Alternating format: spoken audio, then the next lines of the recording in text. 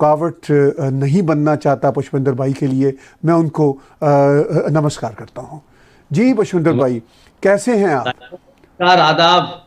जी, आपको जब भी मैं कभी आपकी तकरीर सुनता हूँ तो वो जो आपका लखनवी लहजे का आदाब है वो हमेशा मुझे ये सोचने पर मजबूर करता है कि मैं तो पंजाबी हूँ, मैं तो इतने अच्छे अंदाज में आदाब कह भी नहीं सकता। हमारे यहाँ तो ये माना जाता है, अलीगढ़ यूनिवर्सिटी के कल्चर में तो अस्सलाम वालेकुम बहुत हुआ करता था उस जमाने। जी जी जी। और आपको थोड़ा सा एक बिल्कुल दूसरे नुक्ते नज़र से देखा जाता था। तो हम तो अस्सलाम वालेकुम वाले बैकग्राउंड में पैदा हुए हैं। अस्सलाम वालेकुम और खुदा हाफिज़। तो हमारी ज़िंदगी, हमारा बचपन, हमारी तालीम, तरबियत, तमाम सारी चीज़ें उसी पस मंज़र में हुई हैं। और हम उस वक़्त बचपन में बहुत सारे बच्चे हैं, हमारे साथी जो थे वो हमारा नाम पूरा नहीं ले पाते थे, तो कोई पुष्पिंदर कहता था, कोई पुशिंदर कहता था। तो और कुलश्रेष्ठ तो मैंने अपना सरनेम लगाया ही नहीं क्योंकि इट वाज़ टू डिफिकल्ट। तो मैंने सिर्फ कहा कि भाई आप जो दिल चाहे ले लें, लेकिन आखिर एक लंबे वक्त तक मैं पुष्पिंदर खां के नाम से यूनिवर्सिटी में जाना जाता था। तो अब हज़ारों लाखों बच्चे थे वहाँ और कोई 40,000 की स्ट्रेंथ थी, रेजिडेंशियल यूनिवर्सिटी थी, वालिद साहब वहीं थे। तो कभी ये एहसास ही नहीं हुआ हमको कि हम हिंदू हैं या कोई हमारी हिंदू आइडेंटिटी है। जो सब कर रहे हैं वो हम भी कर रहे थे। लेकिन ज़िंदगी में एक ऐसा हादसा हुआ कि उस दिन हमको लगा कि शायद हम आज हिंदू हैं। और उससे पहले शायद ना तो कभी हम मंदिर गए थे, ना हमने कभी कोई पूजा की थी, क्योंकि 40,000 के आसपास की स्ट्रेंथ थी कैंपस में, रेजिडेंशियल यूनिवर्सिटी थी। हम, हमारे वालिद साहब, हमारी बहनें, हम सब वहीं पैदा हुए, वहीं बढ़े। लेकिन 79 में एक हादसे ने हमको ये एहसास कराया कि आपकी आइडेंटिटी कुछ भी हो और आप कितना भी कल्चरली आप उस माशरे में रहे हों जो वहाँ का प्रोविडोमिनेंट जो कल्चर होता है। तो हम तो नमाज भी पढ़ी, अजान भी दी, कुरान भी पढ़ा और सुबह से लेकर शाम तक जिंदगी के हर हिस्से में हम मुसलमान की तरह ही रहते थे। कभी ये एहसास ही नहीं था कि हम हिंदू हैं। कभी हमारे दोस्तों ने कभी एहसास नहीं कराया। लेकिन 1979 में एक ऐसा वाकया हुआ, उसके बाद से जैसे कहते हैं ना कि आपके ऊपर एक स्कार खिंच गया और आप फिर उस हादसे को कभी भूल नहीं पाए। हमारे वालिद साहब का आँख का ऑपरेशन था और वो शहर के एक बड़े नामी हॉस्पिटल में एडमिट थे और हम तमाम सारे बच्चे घर में थे। 79 में उस समय हिंदुस्तान के अंदर हुकूमत जो थी वो कांग्रेस पार्टी की नहीं थी। आप जानते हैं जनता पार्टी की हुकूमत थी। दिल्ली में मोरारजी देसाई प्राइम मिनिस्टर थे, चरण सिंह होम मिनिस्टर थे। और उस वक्त अलीगढ़ यूनिवर्सिटी के स्टूडेंट्स का एक बहुत बड़ा डेलीगेशन ट्रेन में भर के वहाँ से यहाँ आ रहा था। और मैं गालिबन उस वक्त 79 में I was in 9th class. तो वो यहाँ आया और यहाँ कुछ वो ट्रेन, क्योंकि लड़कों की जो एक कैफियत होती है मेजॉरिटी में कि जब सारे लड़के होते हैं तो कोई लड़की हो या कोई ख़वातीन हो तो लोग थोड़ा ज़रा छेड़ने छाड़ने का वो कर रहे थे। किसी गांव की एक देहाती लेडी थी उसमें, क्योंकि उसमें ज़्यादातर लड़के स्टूडेंट्स वहीं बैठे हुए थे और पूरी ट्रेन पे उनका कब्जा था। वो लोकल पैसेंजर ट्रेन है, एजीएन के नाम से जानी जाती है, अलीगढ़, दिल्ली, गाज़ियाबाद। वो आती है और सुबह आती है, शाम में चली जाती है। तो वो शुरू हुई थी शुरू में। तो उसमें लड़के आए तो गाज़ियाबाद के पास एक जगह है दादरी, वहाँ पे कुछ लड़कों ने किसी गाँव की एक देहाती औरत के साथ कुछ छेड़खानी की, कुछ उल्टा-सीधा कहा या कुछ हाथ-वाथ कहीं लगा दिया। और उसमें हुआ ये कि ये बड़ी, यहाँ जो पूरा गाज़ियाबाद से लेकर के जो पूरी कम्युनिटी है, ये बड़ी मार्शल कम्युनिटी है, गूजर कहते हैं उनको, हमारे यहाँ गूजर कम्युनिटी को। तो वो तमाम स्टेशन पर रोक टाक लिया, फिर वो मारपीट हो गई। तो हम यूनिवर्सिटी में थे तो हमारे पास ये खबर पहुंची शाम में, जब वहाँ की सायरन बजने लगा। तो सायरन का हमारे यहाँ मतलब ये लगाया जाता है कि जब बहुत सारे सायरन 10-20 इकट्ठे बजने लगे तो उसका मतलब होता है कि तमाम तलबा जो अपने हॉस्टल्स में रह रहे हैं, जो रेजिडेंस में वहाँ हैं, वो तमाम सारे लोग घरों को छोड़ करके यूनियन हॉल है वहाँ पहुंचे हैं। इसका मतलब है कि कोई यूनिवर्सिटी पे आफत आ गई है, कोई बहुत इमरजेंसी है। तो हम 9th क्लास के थे तो खेलते खालने वाले दिन भर हमारी जिंदगी वहां रहती थी। लेकिन हम भी वहां सब देखने के लिए चले गए।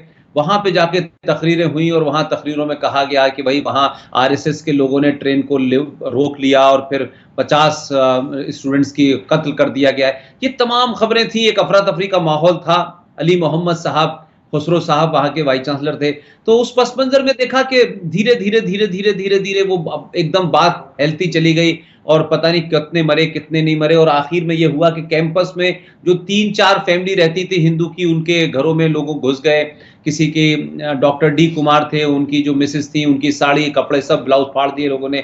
हमारे घर में वही लोग घुसे जो हमारे साथ दिन भर उठने बैठने वाले लोग थे, जो हमारे बड़े भाइयों के क्लासमेट थे, जो हमारे साथ खेलते थे।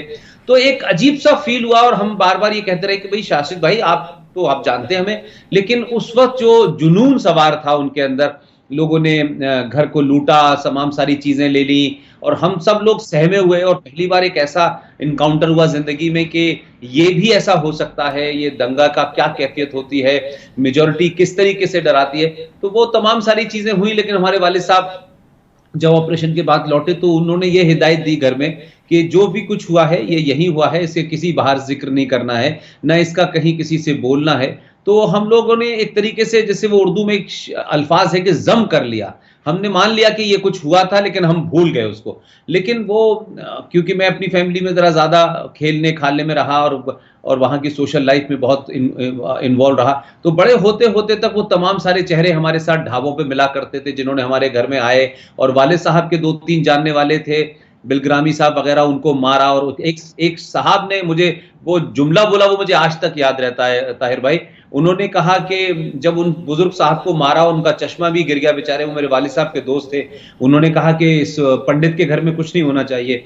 तो भी लोगों ने उनकी बात नहीं सुनी, और उनको जब मारा तो किसी ने कहा कि तुम जैसे मुसलमानों की वजह से आज जो है हिंदुस्तान में मुसलमानों की हालत है। तो उसके बाद से एक, जैसे कहते हैं ना, कॉर्ड टूट गया हम लोगों का। और फिर कोई हम लोग उसके बाद 85 तक यूनिवर्सिटी में रहे, लेकिन आज तक उस पूरे वाक़े को कभी किसी हमने गुफ्तगू में नहीं देखा, और कहीं हमने इसको नहीं देखा कि यूनिवर्सिटी में इतना बड़ा हादसा हुआ। एक प्रोफेसर जौहरी साहब थे, उनका भतीजा था, उसकी लाश हमारे घर के पास पड़ी रही अलीगढ़ यूनिवर्सिटी के अंदर, वाइस चांसलर की बगैर परमिशन के पुलिस नहीं आ सकती थी, 3 दिन तक पुलिस नहीं आई। तो वो जो एक तरीके से, जैसे कहते हैं ना कि आप अंदर तक सिहर गए हों कि ऐसा भी हो सकता है कि जिनके साथ आप उठते हैं बैठते हैं वो आपके साथ में ऐसा भी कर सकते हैं। तो वो उसके बाद से वो मेरे दिल में रहा, और हमारी तमाम सारी बहनें वहाँ से पीएचडी की, रिसर्च की, सब टॉपर थे। वो किसी ने भी यूनिवर्सिटी में जॉब लेने के लिए कोई कोशिश नहीं की कि हमें यूनिवर्सिटी में जॉब करना है। और वालिद साहब की सर्विस करीब 85 के बाद फिर ख़त्म हो गई, फिर हम लोग चले गए। तो उसके बाद मैं ही एक अपनी फैमिली में था जो नॉन गवर्नमेंट जॉब में, बाकी मेरी फैमिली में ज़्यादातर मेरी बहनें लेक्चरर और डॉक्टर या प्रोफेसर रहीं, भाई सारे मेरे इंजीनियर रहे। तो मैं सहाफ़त में आ गया, तो वो धीरे धीरे फिर मैंने सहाफ़त में भी देखा कि यहाँ पे भी एक ख़ास किस्म का कल्चर है कि यहाँ आप अगर कोई बात मुसलमान के सिलसिले से कहते हैं तो आपको टैग कर दिया जाएगा, you are conservative, you are anti Muslim. तो ये बात मुझे उतरती नहीं थी जब कोई कहता था कि I am anti Muslim, I am anti Islam. मैं कहता था मेरी पूरी जिंदगी तो उसी के बीच में गुजरी है, अब अगर यहाँ ये टैग किया जाता। तो उस जमाने आप सोचिए कि मैं जब दिल्ली की सड़कों पर घूमता था ताहिर भाई, तो मेरे मुंह से हमेशा निकलता था अस्सलाम वालेकुम, खुदा हाफिज। तो लेकिन जब मैं दिल्ली आया तो मुझे यहाँ लगा कि यहाँ दूसरा कल्चर है, यहाँ लोग बड़े उस अंदाज में देखते हैं कि मैं मुसलमान हूँ। तो कुल मिलाकर के ये होता था कि शाम के 7 बजे मैं दिल्ली के फुटपाथ पे अक्सर घूमता था और सड़क पे अपने दोनों हाथ जोड़ के नमस्ते करने की प्रैक्टिस करता था कि कैसे नमस्ते कर सकते हैं। तो अब आदमी इस बैकग्राउंड से आया हो और उसका ये वो रहा हो, तो एक लंबे वक्त तक मैंने अपना कैरियर शुरू किया। संडे मेल से अखबारों में गया, फिर टेलीविजन में गया, फिर बीबीसी में 3 साल गुजारे, और उसके बाद पाकिस्तान का एक प्राइवेट चैनल है आज टीवी, उन्होंने मुझे जॉब ऑफर की। तो मुझे ये समझ नहीं आया कि ये जॉब मैं कर सकता हूँ कि नहीं कर सकता हूँ। खैर वो जॉब मुझे मिली और कोई 12 साल तक मैंने जितनी मुझसे ईमानदारी से एक प्रोफेशनल के नाते किया। लेकिन उसके बाद जब मैंने वो जॉब छोड़ा तो प्रेस क्लब में भी मैं थोड़ी 4 साल तक यहाँ का सीईओ प्रेस क्लब का रहा। उस पॉलिटिक्स में मैंने एक अजीब बात देखी कि लोगों ने मुझे कहा कि जब मैं चुनाव 4 बार जीता तो कुछ लोगों ने मुझे आईएसआई का एजेंट बताना शुरू किया, और जब मैं चुनाव 4 बार जीतने के बाद 5वीं बार वहां से हार के बाहर आ गया तो कुछ लोगों ने अब कहा कि साहब ये आरएसएस का एजेंट है। तो मैं सोचने लगा कि कितना जो हमारी सहाफत है वो कितनी सुपरफिशियल है कि वही लोग जो दिन रात बहुत बड़ी बड़ी बातें करते हैं, आर्टिकल लिखते हैं, चाहे वो इंडियन एक्सप्रेस में हो, चाहे उसकी डिप्टी एडिटर हो, बीबीसी, वो तमाम सारे लोगों के चेहरों से मैंने नकाब उतरते हुए देखा। तब मुझे लगा कि बड़ा फेक किस्म का ये मीडियम है, और इसमें जो लोग अपना दावा करते हैं कि हम बहुत लिबरल हैं, उनको जब पास से मैंने देखा, मैंने कहा ये तो बहुत ही खतरनाक लोग हैं भाई। इनका लिबरलिज्म एक अजीब किस्म का है, आपका लिबरलिज्म कुछ अजीब किस्म का है। तो जब तक मैं एक पाकिस्तान की जॉब करता था तो मैं बहुत लिबरल था और मैं बहुत अच्छा था, बीबीसी में करता था, तब भी बहुत लिबरल्स मेरे बड़े साथ में रहते थे। और उस जमाने आपको 9/11 हुआ, जो बंबई वाला हमला, उसमें एक बहुत बड़ा डेलीगेशन आया, तो यहाँ हिंदुस्तान के बड़े बड़े नामी पत्रकार जो थे उसमें शामिल थे और वो बहुत ज्यादा बातचीत करते थे। लेकिन जब वो मैं प्रेस क्लब के सेक्रेटरी जनरल की हैसियत में, जब वो उनको बेचारों को कोई दिल्ली में उनको तैयार नहीं था, उसमें कई सारे मेंबर ऑफ पार्लियामेंट भी हुआ, कसूर से एक मेंबर ऑफ पार्लियामेंट थे, वो भी उसमें शामिल थे, कई बड़े बड़े जर्नलिस्ट उसमें शामिल थे। तो मैंने देखा दिल्ली में कोई उनसे बात करने के लिए तैयार नहीं था। तो मैंने कहा यार ये तो नहीं हो सकता, ठीक है मेरी आइडेंटिटी क्या है क्या नहीं है, मैं प्रेस क्लब इंडिया का सीईओ हूं। तो मैंने कहा नहीं आप आए। और उस वक्त मैंने बड़े बड़े सेकुलर लोगों को देखा, जिनका मुझे लगता है कि वो शायद सुबह सुबह नहाते भी सेकुलरिज्म में हैं, खाते भी सेकुलरिज्म में हैं और सोते भी सेकुलरिज्म में हैं। उन तमाम लोगों ने कहा कि ये पुष्पिंदर पागल हो गया है और पाकिस्तानियों को बुला रहा है और इनको कोई मंच नहीं दे रहा है और तुम मंच दे रहे हो। मैंने कहा देखिए मैं यहाँ एक कॉन्स्टिट्यूशनल पोजीशन पे हूँ, मैं हिंदू हूँ और नहीं हूँ ये मेरी आइडेंटिटी नहीं है, जो प्रेस का काम है मुझे करना चाहिए। और वो 50-60 लोगों का मैंने डेलीगेशन बुलाया, तो मेरे ही साथी जो अब तक पाकिस्तान के बारे में बड़ी अच्छी राय रखा करते थे, उन्होंने सिर्फ इसलिए कि मैं उनकी लाइन टो नहीं कर रहा था, तो उन लोगों ने मेरे खिलाफ भी एजेंडा चलाया। Finally one day I decided, मैंने कहा यार मैं जिस पर्पज से जर्नलिज्म में आया था वो मेरा एक अपना कमिटमेंट था, मुझे पैसा नहीं कमाना था, मुझे 56 करोड़ की कोठी नहीं खरीदनी थी, मुझे नेताओं से संपर्क नहीं बनाना था, मुझे एमपी एमएलए की लाइन में नहीं लगना था।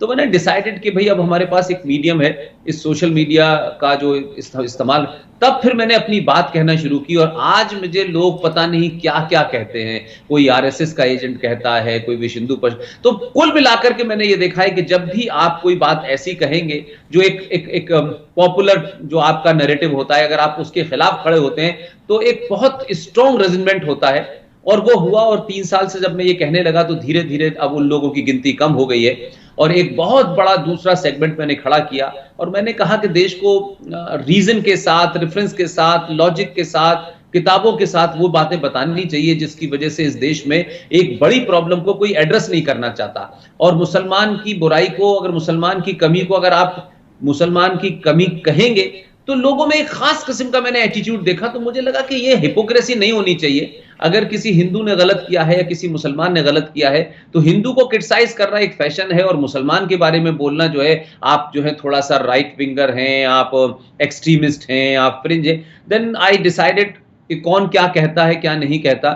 लेकिन फिर मैंने कहना शुरू किया और फिर आज जो मेरा सफर है वो इस वजह से यहाँ पहुंचा। और आज 3 साल मुझे हो गए और मैंने कहा कि जो बातें मुझे पता हैं, जो नहीं पता हैं, जो नहीं कहना चाहते लोग, उन तमाम किताबों को मैं पढ़ता हूँ, उन रेफरेंसेस को पढ़ता हूँ। और जो जिंदगी में पर्सनल तजुर्बात हैं, जो पाकिस्तान में भी रहा, यहाँ मैंने कई बार अपनी मीटिंग में कहा कि पाकिस्तान के मीडिया को जब आप भारत से कंपेरिजन करते हैं तो उस मामले में बहुत जगह हम देखते हैं कि भारत के मीडिया का जिस तरीके से, जैसे वो अडवाणी जी ने एक बार कहा कि भाई यहाँ के मीडिया वालों से कहा गया था इमरजेंसी में कि आप थोड़े से झुक जाइए, यहाँ के लोग लेट गए। तो यहाँ ये एक एटीट्यूड है लोगों का और लोग अलग अलग हैं। अब तक एक नैरेटिव रहता था तो मीडिया का टोन भी वैसे होता था, अब हुकूमत बदली है तो मीडिया का टोन भी बदला है।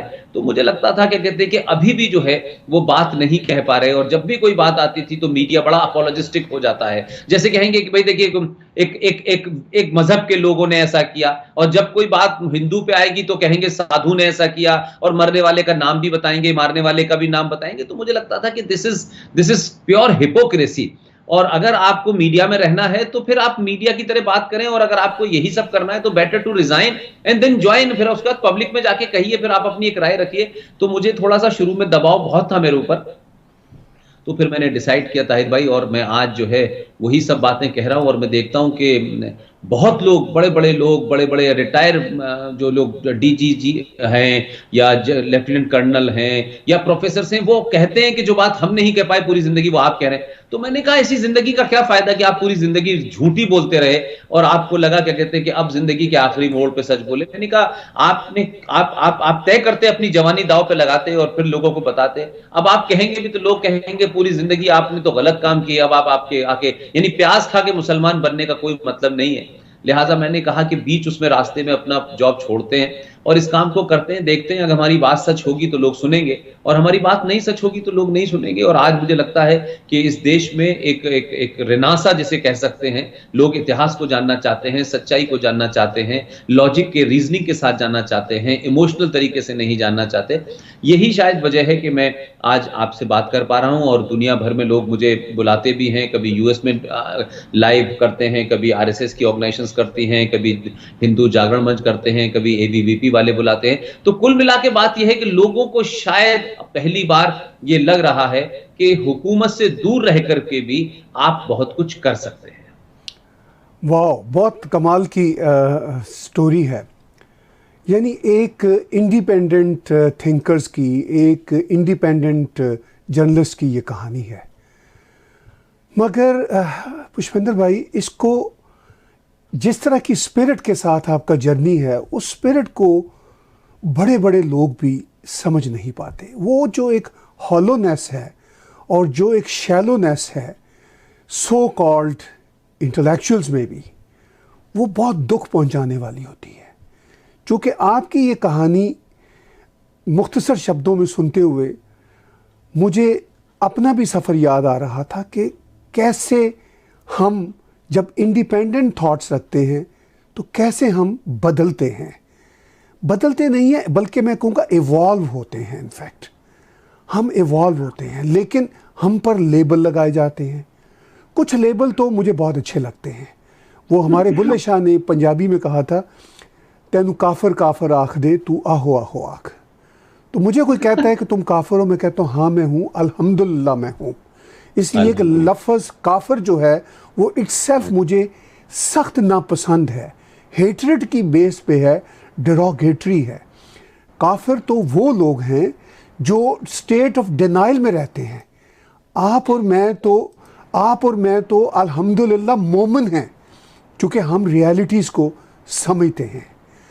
ये जो मोमिन पने का एहसास है, ये आपको अपने इस पूरे जर्नी में हुआ। चूँकि आपने लेफ़्ट राइट सब कुछ देखा। मेरे नज़दीक तो लेफ़्ट राइट रहा ही नहीं।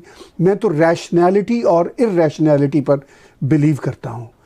लेकिन इस सारे खेल में, इस सारे जर्नी में पुष्पेंद्र भाई, आपको महसूस होता है कि जो आपकी तरफ के भी बहुत सारे लोग हैं, यानी मेरी तरफ के भी वही लोग हैं इनफैक्ट, वो भी इस जर्नी को ठीक तरह से समझ पाते हैं?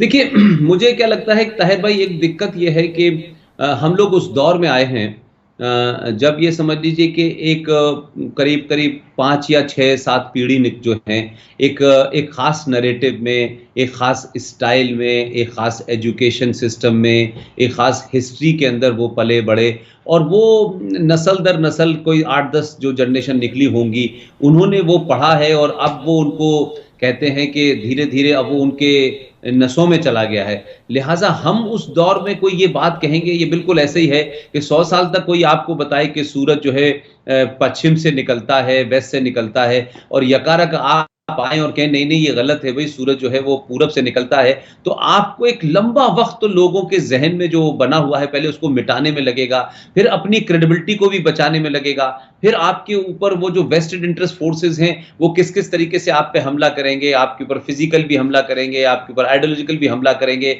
आपको साइडलाइन भी करेंगे, आपको इकोनॉमिकली भी। तो मुझे लगता है कि लेकिन ये कहीं ना कहीं से तो शुरुआत होनी थी, लेकिन पूरी दुनिया में जो बदलाव है वो भारत में भी लोगों को देखने को मिल रहा है। और लेकिन हाँ, ये ज़रूर बात है कि एक ऐसा मौका हुआ कि 70 साल के बाद भारत में एक पॉलिटिकल डिस्पेंसेशन आया, उसका नैरेटिव अलग है। पहले तो अटल जी के ज़माने भी सरकार बदली थी, एक दूसरी आइडियोलॉजी की आई थी, लेकिन कुल मिलाकर के अटल जी की सरकार भी जो थी वो मिली-जुली वो उन्हीं 20-25 पार्टियों की थी, और उस दबाव में कोई एक खास नैरेटिव नहीं था। आज भी जब इस सरकार आई है, 2/3 मेजॉरिटी से आई है, तो देखिए पहले रिजेक्ट किया लोगों ने, यानी आप देखें कि पहले कहा ये पढ़ा लिखा आदमी नहीं है, ये बहुत कोई ज़्यादा क्या पॉलिटिक्स में जानता है, वर्ल्ड पॉलिटिक्स में क्या करेगा, इस तरीके के नैरेटिव क्रिएट कर रहे हैं उसके बारे में। फिर उसको बताया गया कि साहब ये तो मुस्लिम्स का भी बहुत बड़ा किलर है। तो मुझे लगा कि धीरे धीरे वो फोर्सेस जो एक लंबे वक्त से इस हुकूमत का या सत्ता का स्वाद या सत्ता का टेस्ट ले रहे थे, पावर में थे, एंजॉय कर रहे थे, उनको लगने लगा कि अगर ये पूरा टूटेगा तो जो हमने इतने सालों में सब कुछ महल बनाया है, चाहे वो अपनी आइडियोलॉजी का बनाया हो, अपने रुतबे का बनाया हो, अपने पैसे का बनाया हो, और किताबें लिख, वो कहीं टूट ना जाए। तो ये सारी फोर्सेस विदाउट इसमें आप ये भी नहीं कह सकते कि सिर्फ मुसलमान, इसमें लेफ्टिस्ट भी शामिल हो गए उसमें, जिसको ये लग, वो एक इंटरेस्ट था, वो एक जिसे कह सकते हैं वो पूरी आइडियोलॉजी इंटरेस्ट बेस्ड थी, और उसमें सारे लोग इकट्ठे हुए, और उसके बाद में लोगों ने वही सब शुरू किया। तो कहा 2014 में आ गया है, ये तो एंटी इनकम्बेंसी की वजह से आ गया है। तब भी बहुत सारे लोगों का हमने ये हिपोक्रेसी देखी कि भाई आप अखबार के एडिटर हैं, कौन जीतेगा कौन नहीं जीतेगा ये लोकतंत्र के अंदर वोट बताएगा, लेकिन ये कैसे अखबार के एडिटरों ने यहां मुहिम चलाई कि साहब अगर नरेंद्र मोदी चुनाव जीत गए तो हम जो है देश छोड़ के चले जाएंगे। तो ये तब मुझे लगा कि ये तो एक अजीब किस्म का मामला है। भाई इलेक्शन में जो खड़ा होगा वो जीतेगा, उसकी आइडियोलॉजी आपको पसंद आए न पसंद आए, दैट्स अ डिफरेंट इशू। जब लोगों ने डिसाइड कर दिया तो आप एक एडिटर होकर के, क्योंकि आपके पास एक अखबार है या आपके पास एक टेलीविजन है, तो ये आप अपनी ख्वाहिश को खबर क्यों बना रहे हैं? खबर को ख्वाहिश बनाए समझ में आता है, लेकिन ख्वाहिश को खबर मत बनाइए आप। तब मुझे लगता था कि कहते हैं कि ये चला, लेकिन शुरू में बहुत सारे लोग उन्हें इसको सिर्फ देव वेट एंड वॉच की पोजीशन में थे, लेकिन हमको ये लगा कि इससे बेहतरीन दौर हमको नहीं मिलेगा कि हम इस नैरेटिव के बारे में जब बोलेंगे तो हुकूमत से हमारा डायरेक्टली इनडायरेक्टली कोई लिंकेज नहीं है। हम शायद हुकूमत के किसी भी बड़े ओहदेदार से या किसी भी वजीर से शायद हमारी सलाम दुआ भी नहीं होती होगी, लेकिन जब हम ये बात सच बोलने लगते हैं, जब हम कहते हैं कि भाई मौलाना आजाद भारत के बहुत पहले शिक्षा मंत्री थे, उनके बारे में बहुत कुछ है, लेकिन भाई ये बताओ कि शिक्षा मंत्री अभी हाल में मोदी सरकार में एक शिक्षा मंत्री एक खातून बनी, और वो बेचारी अपनी जिंदगी में एक कमरे में 3 बहनें और माँ रहती थी, और बहुत ही छोटे उसमें आई और मैकडोनल्ड के अंदर जाकर के उन्होंने पोछा तक लगाया, यानी एक सेल्फ मेड महिला थी, और उसने फिर अपने आप को एक एस्टेब्लिश किया। और वो जब एचआरडी मिनिस्टर बनी तो हमने यहाँ देखा बड़े बड़े लिबरल, अरे साहब बताइए एक पोछा लगाने वाली को प्राइम मिनिस्टर वो बना दिया, शिक्षा मंत्री बना दिया, इसकी एजुकेशन क्या है, और she is just a graduate. तो मैं इन बातों को सुनता भी था और ये सोचता था कि यार ये तमाम सारे लोग जो आज स्मृति ईरानी की एजुकेशन क्वालिफिकेशन को लेकर के इतना बड़ा तमाशा खड़ा कर रहे हैं, क्या कभी इन्होंने मौलाना आजाद से पूछा कि मौलाना आजाद किस स्कूल में गए थे? अब जब ये मैंने कहा तो लोगों ने ध्यान ही नहीं दिया। लोगों ने बाद में रियलाइज किया कि भाई मौलाना आजाद तो कभी किसी स्कूल में नहीं गए, किसी कॉलेज में नहीं गए, किसी यूनिवर्सिटी में नहीं गए, वो तो मदरसे में थे।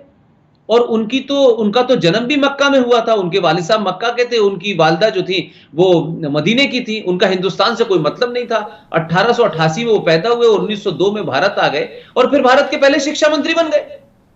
तब किसी ने नहीं पूछा था कि डिग्री उनकी क्या है, क्योंकि बहुत सारी चीजें ऐसे ही चल रही हैं। मैंने कहा 5-5 जिस देश के अंदर एजुकेशन मिनिस्टर मुसलमान बने हो और मुसलमान ये कहता हो हम शिक्षा में पिछड़े हैं, तो इन बातों को कहने से लोगों को शुरू में लगता था कि नहीं Pushpendra you are not doing good यार, तुम जानते नहीं हो, लोग बड़े पागल हैं, ये कर दे। तो मुझे लगा कि यार मरना वरना तो एक ही दिन है, हम तो बचपन से एक ही बार सुनते आए हैं कि एक ही बार जाना होता है और अल्लाह की मर्जी के बगैर दुनिया में कोई नहीं जा सकता। अब उसे आप अल्लाह कहें, ईश्वर कहें, कोई भी कहें, अगर उसकी मर्जी होगी तो वो उठा लेगा और उसकी मर्जी नहीं होगी तो आज अडवाणी जी भी मौजूद हैं और मुरारजी देसाई भी 100 साल के बाद गए, तो किसी के चाहने से कोई जाता पाता नहीं है। तो ये डर कभी भी ना यूनिवर्सिटी में था मुझे, ना आज है। लिहाजा मैं अपनी बात को पूरी ईमानदारी के साथ कहता हूं और ये भी कहता हूं कि कहीं कोई मेरा फैक्ट गलत हो सकता है तो आप उसे क्रॉस कर सकते हैं, क्रॉस चेक कर सकते हैं, लेकिन जो बात मैं रख रहा हूं उन बातों को आप उठाइए। जैसे मैं आपसे एक बात कहूं जो आपने भी बहुत सुनी होगी और हिंदुस्तान में बड़ा वो हुआ, अब ये कश्मीर को लेकर के एक नैरेटिव बना हुआ था, कश्मीर कश्मीर कश्मीर कश्मीर कश्मीर के बारे में जब भी बात होती थी लगता था पता नहीं कश्मीर क्या चीज है।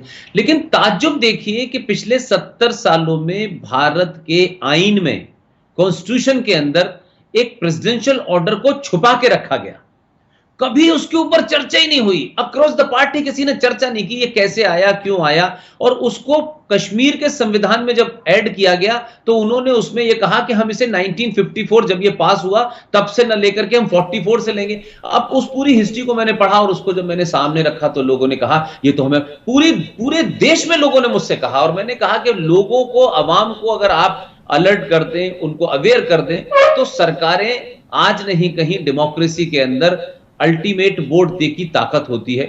और इस सरकार के सामने भी हमने यही रखा। सरकार से हमने कोई गुजारिश नहीं की, हम कश्मीरी भी नहीं थे। यहां तक बात हुई कि सुप्रीम कोर्ट में जब पीआईएल हमारे साथियों ने डाली तो सुप्रीम कोर्ट के चीफ जस्टिस कह रहे थे कि ये आर्टिकल भारत के संविधान में है क्या। तो दिस इज द लेवल। लेकिन मैं ये कहना चाहता हूं कि भाई ये कैसा सेकुलरिज्म है कि आपने इतने सारे पाप करके छुपा रखे हैं और जब भी कोई इनके बारे में बात करेगा तो आप उसको इतना डरा देंगे कि वो आपके सामने सवाल ही ना कर सके।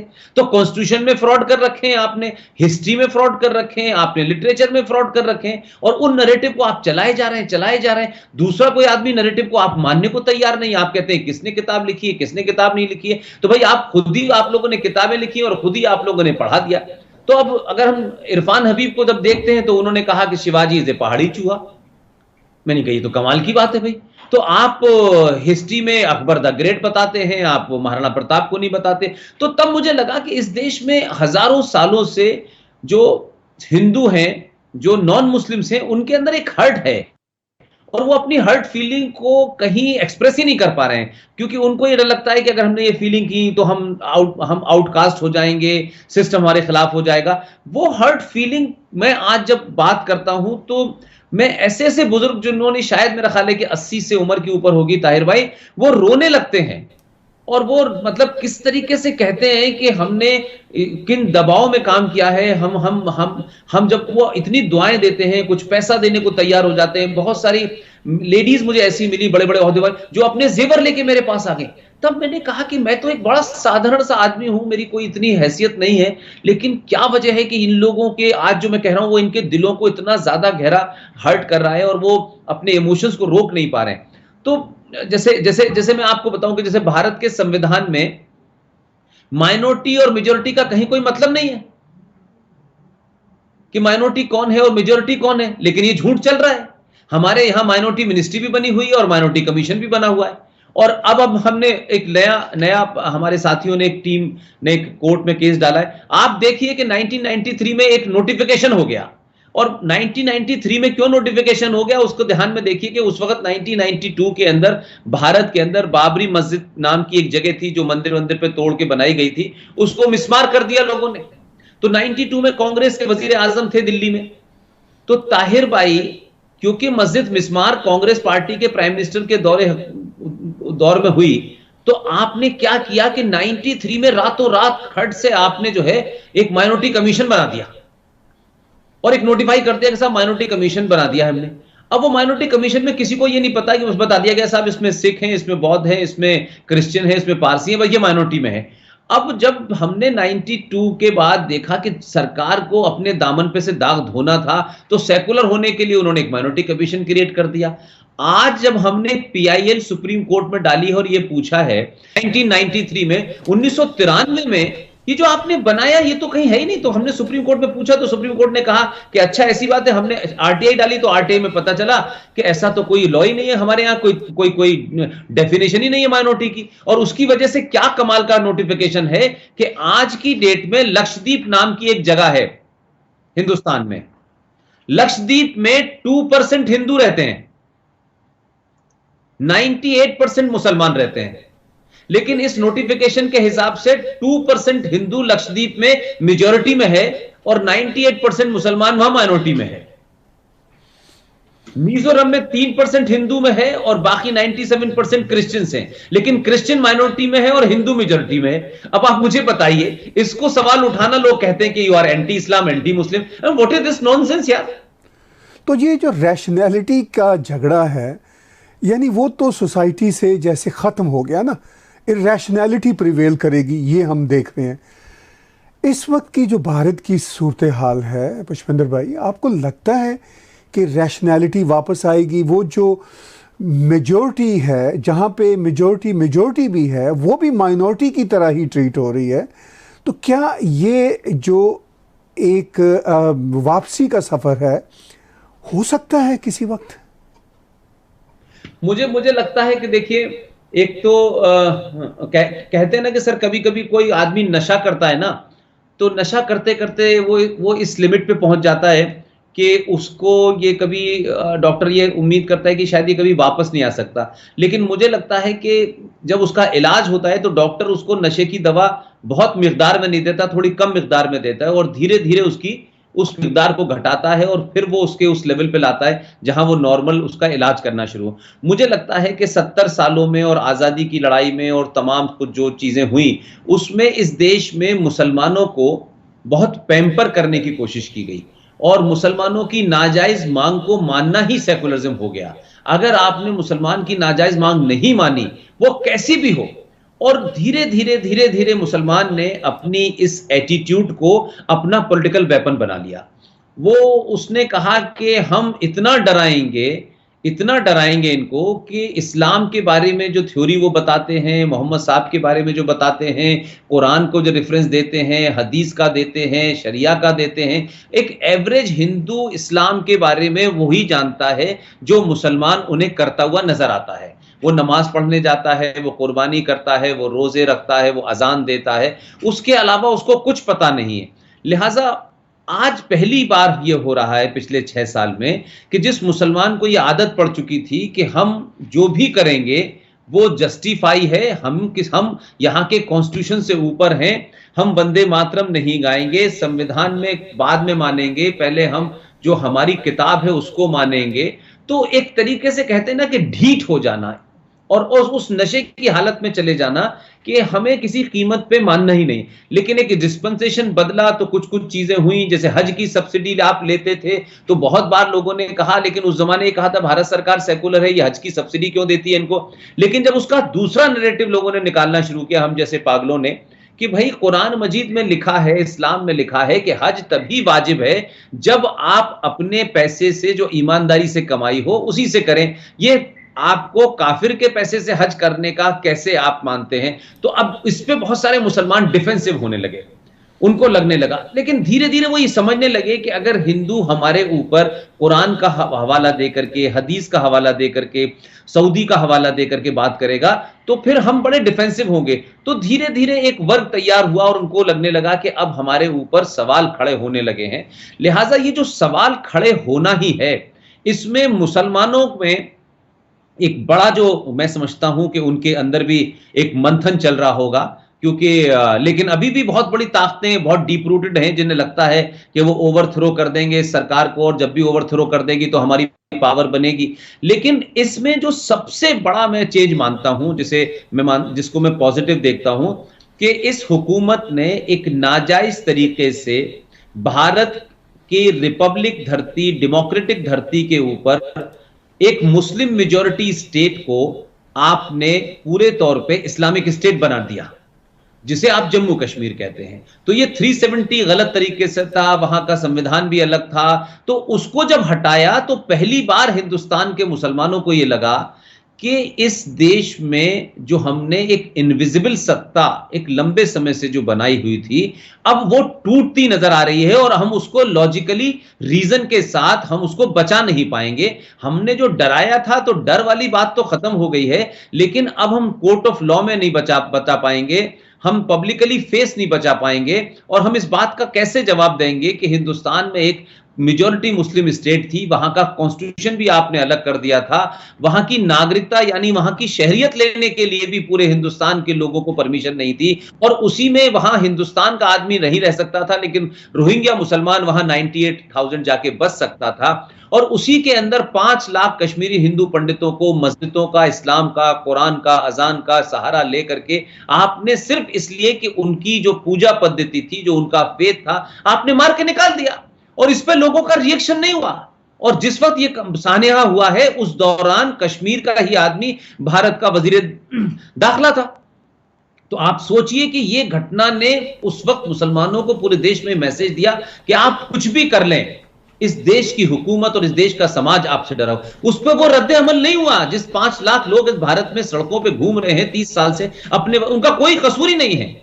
तब मुझे लगा कि देखिए, अखलाक नाम के किसी एक आदमी की हत्या की, जानने में की, अनजाने में की, जानबूझ के की, मुसलमान होने की वजह से की कि उसके पास गए, एक आदमी की हत्या हुई ताहिर भाई, और हिंदू समाज के लोग ताकत से खड़े हो गए कि यह गलत हुआ है, यह नहीं होना चाहिए था। और बाकायदा लोगों ने, पुलिस हिंदू थी, निजाम हिंदू था, उसके बावजूद भी उसकी गिरफ्तारी हुई। और कोई ठीक है, कोई हमेशा 5-10% लोग हमेशा साथ, लेकिन मेजोरिटी ने तो कहा कि यह गलत हुआ। लेकिन आपने अखलाक की कहानी तो यूएनओ तक पहुंचा दी, बिहार के चुनाव में इस्तेमाल कर ली। लेकिन वही मुसलमान जो इतना ज्यादा इंसानियत का, और कुरान में तो साहब ये लिखा है और हमारे हदीस में तो ये जो आपने डेफिनेशन थी, इनको आपने स्लोगन और एडवर्टाइजिंग की तरह इस्तेमाल किया, कभी अमल तो नहीं किया आपने। तो आप 5.5 लाख हिंदू इस देश में मुसलमानों के हाथों मारे गए, सबके सामने मारे गए, और 30 साल पहले मारे गए। ना औरंगजेब था, ना बाबर था भाई हमारे, तब उस पर तो हमने देश में एक कंडोलेंस मीटिंग नहीं देखी।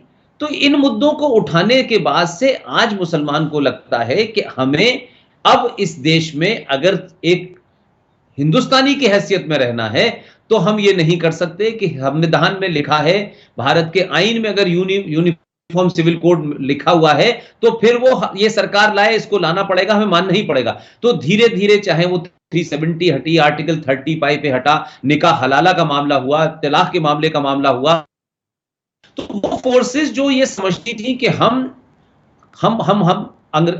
मुगलों के जाने के बाद अंग्रेजों से ये हुकूमत हमको मिलनी चाहिए थी, इसके बारे में तो कुलदीप नैयर जैसा भी लेफ्टिस्ट आदमी लिख के गया है। तो उन मुसलमानों को लगने लगा कि ये संविधान जो है वो ठीक है, लेकिन हम संविधान से ऊपर हैं और हमारी बात नहीं मानी जाएगी, तो पाकिस्तान की तरफ हम मुंह देखेंगे, बांग्लादेश की तरफ मुंह देखेंगे, और फिर गिनती की बात आने लगी कि हमारी गिनती ऐसी। तो ये चीजों पर थोड़ा सा मुझे लगता है ब्रेक लगा है, और ब्रेक लगना ही जो है वो इस समय इस देश में उन लोगों ने एक नया नैरेटिव क्रिएट ये करा है कि जब भी आप उनके ऊपर बात करेंगे कहेंगे हिंदू इंटॉलरेंट हो गया है। यहां पर जी यहां पर दो सवाल भी उठते हैं। आप जो मंजरनामा पेश कर रहे हैं पुष्पेंद्र भाई, क्या आप समझते हैं कि जो भारत का आम मुस्लिम है वो तो इसका यूज टू हो गया, आदी हो गया, लेकिन उसको पता नहीं चला कि वो कैसे आदी हुआ? वो तो यूज हुआ। जो अपोजिशन पार्टीज हैं, जिन्होंने वोट बैंक का कारोबार किया, जिन्होंने कम्युनलिज्म का कार्ड खेला, तो वो तो उनके हाथों में, जो मेजॉरिटी ऑफ द मुस्लिम्स, जो ले मैन मुस्लिम है, वो यूज हुआ। उसको पता भी नहीं चला कि ये क्या खेल तमाशा हुआ। क्या ये सीन है, या ग्रॉस रूट से मुसलमान ऐसा ही समझते हैं, या सिर्फ उनकी एलीट मुस्लिम लीडरशिप ने और वो जो लेफ्ट की क्लास है और जो पॉलिटिकल पार्टियां जिनके हक में जाती थी, क्या उन्होंने यूज़ किया? एक तो ये सवाल है, और उससे जुड़ा हुआ दूसरा ये है कि क्या अब जो तब्दीलियां आ रही हैं उसके नतीजे में कोई खौफनाक रिएक्शन जो भारत के समाज पे पड़ता हो वायलेंस की सूरत में, वो आपको नज़र तो नहीं आता? ये दोनों चीज़ें बड़ी इम्पॉर्टेंट हैं जानने के लिए हमारे लिए। देखिए, इसमें एक बात तो साफ है कि कमोवेश एक आम आदमी होता है, उसको बहुत ज़्यादा चीज़ें पता भी नहीं होती, पॉलिटिक्स में बहुत ज़्यादा उनको अंदाज़ा भी नहीं होता कि उनके बिहाफ पे क्या पॉलिटिक्स खेली जा रही है। मुझे तो ऐसा भी लोग मिले पाकिस्तान में मेरे अपने दौर में, जो लाल खां के नाम से बहुत मशहूर थे, उनकी फैमिली में गया, मुझे पता चला कि साहब ये बताया जा रहा था कि जब पाकिस्तान बनने की बात जिन्ना साहब ने कही, तो लोग समझते थे कोई हेलीकॉप्टर बन रहा है पाकिस्तान, किसी को पता भी नहीं था कोई मुल्क बन रहा है। तो बहुत सारे लोग सोचते थे एक हेलीकॉप्टर बनेगा, उसमें शायद मुसलमान जाएंगे, इस तरीके की बातें उन्होंने की। तो मुझे लगता है कि हम ये कहें कि मुसलमान जो है वो शुरू में इस्तेमाल हुआ, और अब वो एलीट वाली बात जो आपने कही, तो 1946 का इलेक्शन अगर आप देखें जिस बुनियाद पे हुआ, उस इलेक्शन से साफ हो गया कि यहाँ जो हिंदुस्तान में मुसलमान था, उसने जिस तरीके की वोटिंग 1946 में की और मुस्लिम लीग की उसमें की, और 102 सीटें जो जिसको आज आप लोकसभा कह सकते हैं उसकी थी, उसमें 30 सीटें मुसलमानों की रिजर्व थी, वो 30 की 30 मुस्लिम लीग ने जीती। यूपी की सीटें 80% मुस्लिम लीग ने जीती। तो उस वक्त का नारा 46 का है, वो आपको रिकॉर्ड में मिल जाएगा। उस जमाने मुसलमान और यहाँ के कहते थे, और मुस्लिम लीग के लीडर कहते थे कि लड़के लेंगे पाकिस्तान, मर मर के लेंगे पाकिस्तान। लेकिन साहब पाकिस्तान पे तो वोट दिया तो 98% मुसलमानों ने तो पाकिस्तान के लिए वोट दिया था। ये बात अलग है कि यहाँ से 2% लोग नहीं गए, और उन इलाकों में कभी जिन्ना साहब खड़े नहीं हुए। जिन्ना साहब आज भी वो जो सीट महाराष्ट्र में है, बॉम्बे के अंदर बायकुला नाम की एक सीट है, जिन्ना साहब वहां से खड़े हुए और वहां से जीते थे। वो सीट तब से लेकर अब तक वहीं से मुसलमान जीत रहे हैं। तो मुस्लिम लीग ने कोई सीट वहां जीते ही नहीं। जो इलाके आज उनके पास है, चाहे सिंध हो, चाहे खैबर पख्तूनख्वा हो, चाहे पंजाब हो, ये तो यूपी बिहार के तमाम मुसलमानों से जीते। जो बात आपने कही है मैं आज उसको इसलिए थोड़ा सा मानता हूं कि एक समय गैप था कि मुस्लिम एलीट में और मुसलमान आम आदमी के अंदर ये गैप था, लेकिन ओवर द टाइम भारत में मुसलमान होना एक पॉलिटिकल स्ट्रॉन्ग टूल और वेपन है। लोगों को लगता है कि इसमें रहने में हमको फायदा है, अगर हम वापस होकर हिंदू भी हो जाएंगे तो हमें कोई फायदा नहीं है, क्योंकि सक्सेसिव सरकारें आई हैं, उन्होंने हमेशा हिंदुओं को यह कहा है कि भाई आप खामोश रहें, आप चुप रहें, आपको नहीं बोलना है, हम देखेंगे हम देखेंगे हम देखेंगे, ये सरकारें कहती रही हैं। लिहाजा आज आप देखें कि सड़क पे बैठने वाला मुसलमान, सब्जी बेचने वाला मुसलमान, चाय बनाने वाला मुसलमान, कुली का काम करने वाला मुसलमान, वो उस पॉलिटिकल वेस्टेड इंटरेस्ट के अंदर पार्टी बन गया, वो पार्टी बन गया आज। तो मैं इरफान हबीब जैसे पॉलिटिकल जिसे कह सकते हैं कि बहुत ही इलीट लोग थे, लेफ्टिस्ट थे, या आरिफ मोहम्मद खान साहब आज गवर्नर हो गए और वो वहां मौजूद हैं, तो ऐसा नहीं है कि कोई ऐसी मुहिम चल रही हो या कोई ये कोशिश कर रहा हो कि मुसलमानों को हम सच बताएं, सच समझाएं, क्योंकि मुझे लगता है कि एक तो वो मिथ टूटेगा, और अब मुसलमानों की पोजीशन इस देश के अंदर ये है कि जो नारे हमने कभी बचपन में सुना करते थे बहुत पहले, वो नारे अब सरे मंजर लग रहे हैं। जो नारे अभी शाहीन बाग में लगे, जो नारे अभी अलीगढ़ यूनिवर्सिटी में लगे, तो जो मैं नहीं मानता क्या कहते हैं कि आज मुसलमान जो है वो इस 70 साल के बाद में वो कोई बहुत उसके अंदर कोई बहुत ही शऊर सियासी पैदा हो गया है। हाँ, उसको ये समझ में आ गया है कि भारत की हुकूमतों को कैसे दबाया और धमकाया जा सकता है। तो जिस तरीके के नारे लगे कि हिंदुओं की खबर बनेगी एएमयू के अंदर, हमें चाहिए जिन्ना वाली आजादी, तो ये पहले कोई नहीं कहता था। अब शायद लोग इसलिए कह रहे हैं कि अब उनके पास विक्टिम कार्ड खेलने का ओपन मौका है, और विक्टिम कार्ड इसलिए खेलते हैं कि भाई देखिए साहब प्राइम मिनिस्टर है, एंटी मुस्लिम है, बीजेपी है, आरएसएस है, तो ये आरएसएस और बीजेपी, विश्व हिंदू परिषद का नाम लेकर के इनको दुनिया में सिंपैथी लेने, और वो तमाम लेफ्टिस्ट जो हमेशा से इन फोर्सेस के खिलाफ रहे हैं, जिन्होंने एक नैरेटिव गलत बनाया है, वो कभी भी अब इनको निकलने नहीं देंगे। और इसलिए मैं ये नहीं मानता कि अब कोई बहुत बड़ा बदलाव होने वाला है। जो बात आपने दूसरी कही है वो मैं बहुत वाज़ेह तौर पे कह रहा हूं, पूरे होशो हवास में कह रहा हूं, और इसको मैं अंदर ही अंदर जो एक कहते हैं कि आग सुलग रही है, और वो मुझे लगता है सुलग नहीं रही है, वो दहकने वाली स्थिति में आ गई है इस देश में।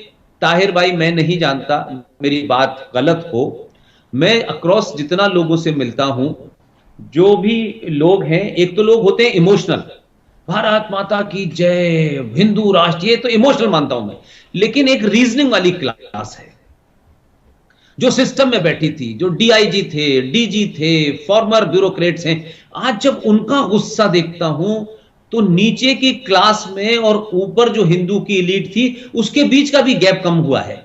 और आज जिस तरीके से मुसलमानों के गुस्सा खिलाफ कह दें, जो ऊपर के एलीट में है वो नीचे भी है, यानी रिएक्शन जिसको हम कहें, जी रिएक्शन कह सकते हैं। तो मुझे क्या लगता है कि मैं कोई बहुत अच्छे मैं हालात की तरफ ये मुल्क जा रहा हूं, मैं नहीं देखता कि ठीक है, हुकूमत है, हुकूमतों का काम है, पुलिस है, सेना है, ये तो एक फेस होता है, लेकिन सोसाइटी को कभी पुलिस नहीं चलाती है, सोसाइटी को कभी संविधान नहीं चलाता है। सोसाइटी अपने अंदर एक ऐसे हालात पैदा कर लेती है कि उसको बात बात में कानून, बात बात में आईपीसी की जरूरत नहीं पड़ती है। लेकिन अब मुझे लगता है कि ये मुल्क मेजॉरिटी को हजारों साल के बाद अपने होने का एहसास हो रहा है। उनको लग रहा है कि जो बातें हमने सुनना तक हमारे लिए अलाउ नहीं था, अब हम बोलेंगे, जोर से बोलेंगे, और बड़े बड़े लोग, बड़े पैसे वाले लोग, बड़े पढ़े लिखे लोग, वो तमाम सारे लोग इस पूरे मूवमेंट में शामिल हो गए हैं। इसलिए आज भले ही टेलीविजन ने इतना लोगों को अवेयर कर दिया हो और ये जो सोशल मीडिया है इसने अवेयर कर दिया हो, तो छोटी सी बात का काउंटर आता है, खटाक से आता है, रीजन के साथ आता है। तो मुझे लगता है कि ये देश, आप माने या न माने, ये देश सिविल वॉर की तरफ बढ़ रहा है। वो कब होगी मैं नहीं जानता, लेकिन सोसाइटी में गुस्सा इसलिए है कि उसको इस बात का अफसोस है कि हमने सब कुछ किया, हमने टैक्स दिया, हमने मुल्क बनाया, हमने सड़कें बनाई, हमने रेलवे, लेकिन कुछ लोग इस मुल्क को सिर्फ इस्तेमाल करने के लिए भरे हैं कि ये नहीं मिला मुल्क तोड़ देंगे, ये नहीं मिला हम ऐसा कर देंगे। तो ये जो दबाव है, ये जो धमकी है, ये जो डरना है कि आप सरकारों को डराएंगे, आप किसी नाजायज बात को भी मनवाने के लिए रेलों में आग लगा देंगे, बसों में आग लगा देंगे, तो लोग तो डरे हुए हैं। आज लोग पुलिस से कहते हैं कि पुलिस क्यों नहीं शूट कर रही है, ये हुकूमत क्या करे। यानी एक सरकार ऐसी है जो लगातार इस कोशिश में है कि रूल ऑफ लॉ हो, लेकिन उसके ऊपर इंटरनली और एक्सटर्नली भी बहुत ज्यादा दबाव है इस बात का कि आप रूल ऑफ लॉ को फॉलो करिए, अगर हिंदू को गड़बड़ कर रहा है तो गोली से मार, जहां कुछ कर रहा है तो वहां आपका सॉफ्ट हैंड है, और जहां हिंदू करता है तो वहां आपका हार्ड हैंड। तो ये जो जब रीजनिंग क्लास में आ जाता है, जब एजुकेटेड क्लास में आ जाता है, जब सिस्टम के अंदर आने लगता है, तो ये दबाव जो है कभी ना कभी फूटेगा। और समय समय पे इस वक्त हिंदू आइडियोलॉजिकली, हिंदू अपनी उस एहसास कमतरी से बाहर निकल करके, उसको जब ये लगता है हम कौन थे, कहां से आए थे, हम किस धर्म के मानने वाले थे, हमने दुनिया को क्या दिया, ये जब उसके अंदर वो पढ़ता है, देखता है, और हम तमाम सारे लोग जब बात करते हैं तो एक अजीब सी उसके अंदर एक कैफियत पैदा होती है, और उसको लगता है कि जैसे उसके साथ धोखा हुआ है। तो वो शायद अब इस धोखे को एक मिनट के लिए बर्दाश्त करने वाला नहीं है, एक मिनट के लिए उसको टॉलरेट नहीं करना चाहता, वो बहुत जल्दी में है। और इस जल्दी की वजह से ही मुझे लगता है कि जो हालात हैं, मैं जिस तरीके के लेक्चर देता हूं, जो लोग आते हैं, मुझे लगता है कि मुल्क के हालात बहुत बेहतर नहीं है। और इसमें जो लोग बार बार धमकाते थे, कोई कहता है 15 मिनट के लिए पुलिस हटा लो, तो अगर ये आवाजें किसी भी देश के अंदर जो माइनॉरिटी हो, अगर वो इस किस्म की अल्फाज बोलेगी, तो कमोवेश मेजॉरिटी का रिएक्शन जरूर होगा। और दूसरी बड़ी बात जो गलतफहमी है यहां, कि ये कहा जाता है कि साहब देखिए, अगर आपने एक नहीं कहा तो मुसलमान आतंकवादी बन जाएंगे। तो भाई मुसलमान आतंकवादी भारत में तो चलिए बन जाएंगे, तो भाई सीरिया और लीबिया में क्या कर रहे हैं? उसामा बिन लादेन क्या किस वजह से बना था?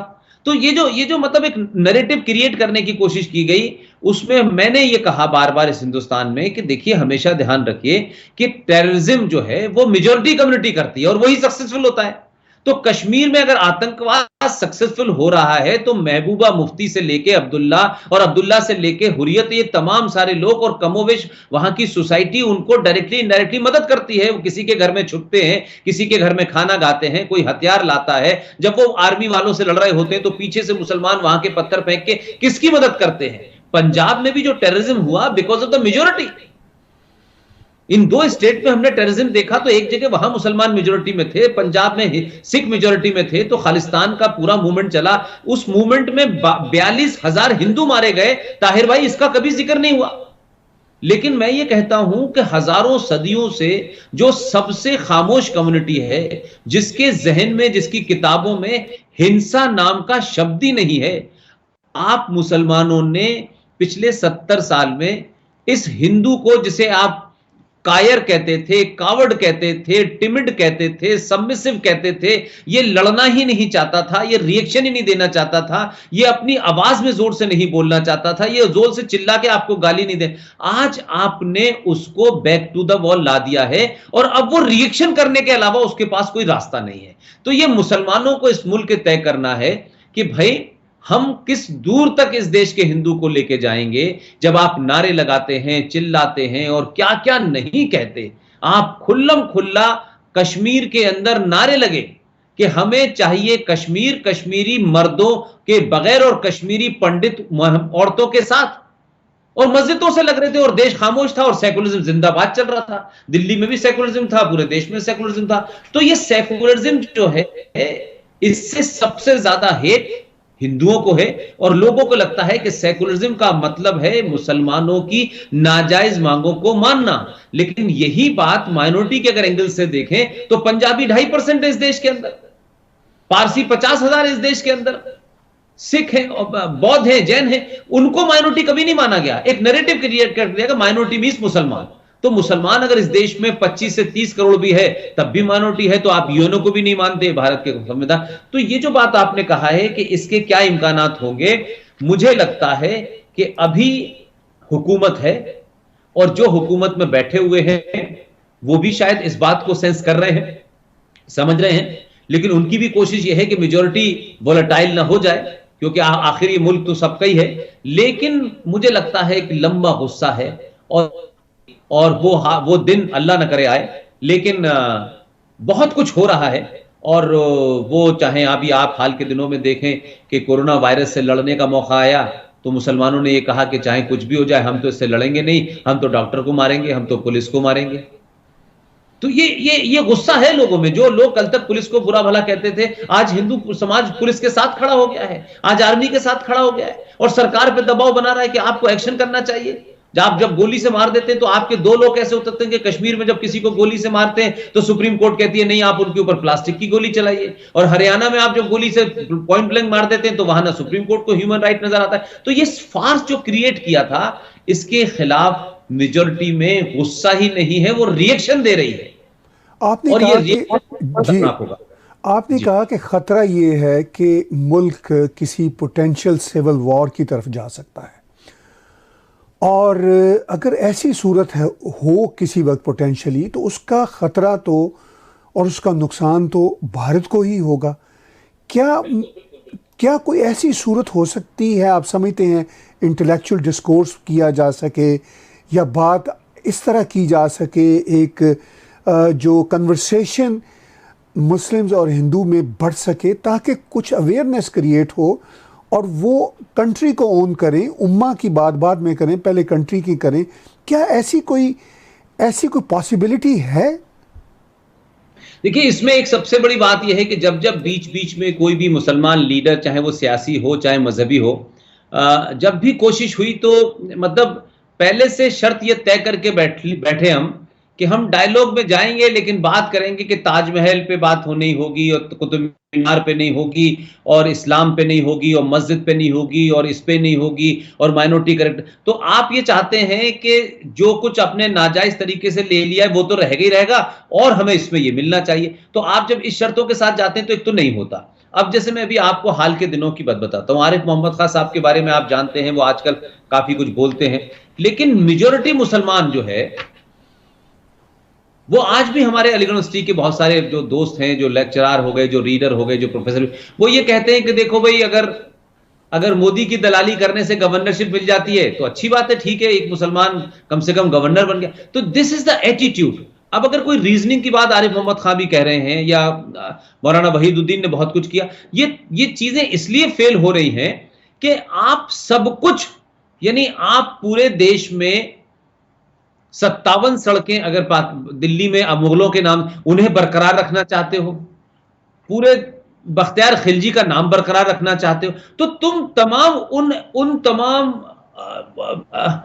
क्या कह सकते हैं कि उन शख्सियतों को जिंदा रखना चाहते हो जिन्होंने इस देश को लूटा है, जिन्होंने हिंदू को मारा है, औरतों को लूटा है, रेप किया है। तो कभी कभी ऐसा लगता है कि शायद कोई रीजन जो है वो शायद अब इसलिए प्रिवेल नहीं हो पा रहा है कि मुसलमान 70 साल में इस देश की कमजोरियों को समझ गए हैं, हिंदू को समझ गए हैं, पॉलिटिकल पार्टी के वेस्टेड इंटरेस्ट को समझ गए हैं, लिहाजा और पूरी दुनिया में इस्लाम का और लेफ्ट का गठजोड़ कहीं नहीं है, लेकिन भारत के अंदर इतना जबरदस्त गठजोड़ है कि जिसे आप सीताराम येचुरी और प्रकाश कारत और तमाम ये जो लोग आपको नजर आते हैं कागजी, ये लोग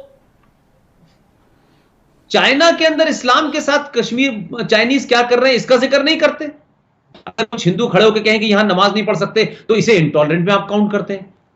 तो हिंदुस्तान का मुसलमान चाइना को क्रिटिसाइज नहीं करता, चाइना के खिलाफ नहीं बोलता। पाकिस्तान के अंदर मुहाजिरों के साथ इतने लोग मारे गए लेकिन हमने एक भी धरना प्रदर्शन नहीं भारत में देखा। इजराइल की गोली से अगर फलस्तीन में कोई मर जाए तो यहां का मुसलमान सड़कों पर जुलूस निकालता है। यहां के मुसलमान ने तो हिंदुस्तान की हुकूमतों को इतना डराया कि 25 साल तक यहां की हुकूमत ने इजराइल से संबंध रखे लेकिन पब्लिक नहीं किए। लेकिन यह अब शख्स आया, इसने सरे मंजर कर दिया रिश्तों को। तो मुझे लगता है कि मुसलमानों में रीजनिंग प्रिवेल अब नहीं होने वाली, क्योंकि इस बार्गेनिंग के अंदर ही उन सब का सर्वाइवल है। तो आप अहले हदीस कह दें, आप देवबंद कह लें, आप बरेलवी कह दें, आप अलग अलग दुकानें कह लें, लेकिन आखिर में आकर के ये सब एक ही साथ खड़े हो जाते हैं। तो ये बार्गेनिंग पावर को अपनी बनाए रखना चाहते हैं, क्योंकि उस बार्गेनिंग पावर में हिंदुस्तान की हुकूमत ने 70 सालों में ये मैसेज दे दिया है कि हम कितने भी पावरफुल हो जाएं, हमें 303 सीटें मिल जाएं, हमें 500 सीटें मिल जाएं, लेकिन भाई हम जो है बहुत कोई ऐसा काम नहीं करेंगे जिससे ये नाराज हो जाएं। अब इसकी एक मिसाल मैं आपको देना चाहता हूं। अभी भारत की हुकूमत है, उन पे कहा जाता है कि साहब ये हिंदूवादी हुकूमत है। इस हुकूमत ने भी पाकिस्तान के 2 शहरी सलमा आगा और शामी को, अदनान शामी को यहां की नागरिकता दे दी। लेकिन पिछले 30 साल से एक महिला अपने ही देश से निकाली गई है, उसने कोई रिलीजियस कॉन्टेक्स्ट में कोई बात नहीं कही है, और वो दुनिया में भागी भागी घूम रही है। और हमारे यहां महिला की बड़ी पूजा होती है और महिला के अधिकारों की, वो इस मुल्क में रह रही है, लेकिन यहां की सरकार उसे 1-1 महीने का परमिट देती है।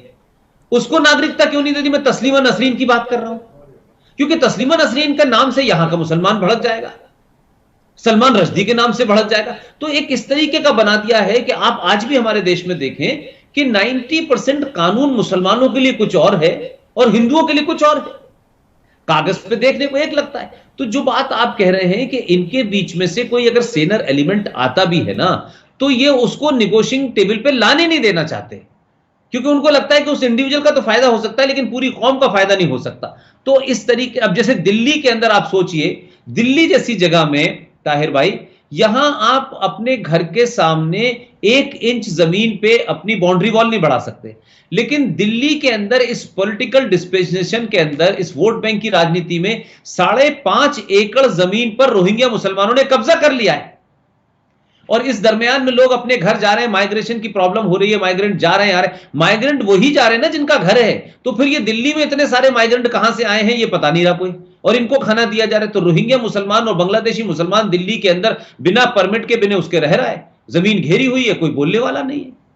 लेकिन सीएए के अंदर अगर पाकिस्तान से रेप के विक्टिम, लूट के विक्टिम, मारपीट के विक्टिम हिंदू आ रहे हैं, सिख आ रहे हैं, तो उनको नागरिकता दी जा रही है, तो भी हिंदुस्तान में मुसलमान उसको विरोध कर रहा है, इंटेलेक्चुअल मुसलमान विरोध कर रहा है, जबकि उसमें तो कोई बात एंटी मुस्लिम नहीं है। तो ये जो मैंने कहा कि ये जो मुसलमानों का विरोध है, ये एक पॉलिटिकल बार्गेनिंग का स्ट्रॉन्ग टूल बन चुका है, जो 70 साल में सेकुलरिज्म की दुकानों ने इनको बांटा है, इनको पिलाया है। अब वो उसको छोड़ना नहीं चाहते। इसलिए मैंने शुरू में कहा, ये नशे की उस कैफियत में जा चुके हैं कि इस नशे में इनको मजा है, लिहाजा हम नहीं छोड़ने को तैयार हैं। अब कोई बहुत बड़ा शॉक लगे, कोई जर्क लगे, कोई बिजली का करंट लगे तो शायद हो, लेकिन इस सरकार के दौर में छोटे छोटे झटके लगे हैं, लेकिन वो अभी भी ये मानते हैं कि हम वापस आ जाएंगे। कितने दिन तक और है? अब तो लोग दुआएं करने लगे हैं कि भारत का गृह मंत्री मरने वाला कब है, अब उसके लिए दुआएं मांगते हैं, तो वो प्राइम मिनिस्टर के लिए दुआ मांगते हैं। तो अब आपका जहन इस लेवल पे आ जाए, आप इतने दिवालिया हो चुके हो, तो फिर आप कहां निगोशिएशन की टेबल पे आएंगे? कोई सूझबूझ की बात हो, कोई बीच का रास्ता निकले जिसमें तय हो जाए। तो आज हिंदू कहता है कि बीच का रास्ता तो आपने 1947 में भी निकाला था, तब भी आपने कहा था कि चलो समस्या खत्म हो गई, तो फिर समस्या 70 साल में खड़ी हो गई। अब हिंदू देने के लिए तैयार नहीं है कुछ भी। तो इस सारी सूरत हाल में पुष्पेंद्र भाई, आपको जो भारत का आने वाले सालों में जो पॉलिटिकल सिनेरियो नज़र आता है, क्योंकि भारत में एक वाइब्रेंट डेमोक्रेसी है, जो कुव्वतें सेकुलरिज्म का कारोबार 70 साल से कर रही हैं, 72 साल से कर रही हैं, वो तो चाहेंगे कि उनका कारोबार दोबारा, उनकी हट्टी दोबारा कायम हो जाए। तो लगता है कि कभी को 5-10 साल में फिर जब हट्टी उनकी वापस आए तो वही विशियस साइकिल दोबारा चलना शुरू हो जाए।